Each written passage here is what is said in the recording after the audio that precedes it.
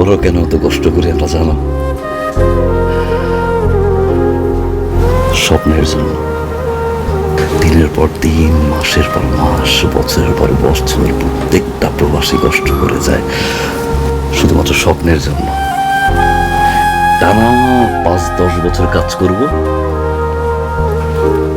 ওই কষ্টের টাকা নিয়ে দেশে আসব, মা বাবা বউ সন্তান নিয়ে বাকি জীবনটা সুখে কাটাইতে। এই একটা স্বপ্নের জন্য না লাখ লাখ কোটি কোটি প্রবাসী না পৃথিবীর বিভিন্ন জায়গায় পড়ে আছে জানো? প্রত্যেকটা প্রবাসীর ধরে ধরে তুমি না পা থেকে মাথা পর্যন্ত শরীরটা টেস্ট করাও, দেখবা কেউ না কেউ অসুস্থ। ওরা কাউরে বলে না, ওরা কাউরে বুঝায় না, কেন জানো?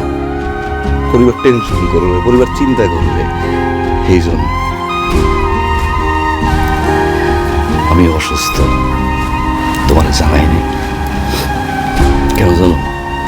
তুমি পড়াশোনা বাদ দিয়ে আমার জন্য চিন্তা করো।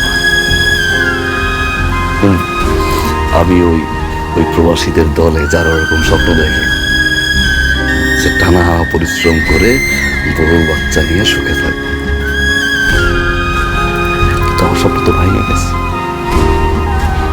পুরোপুরি ভেঙে গেছে।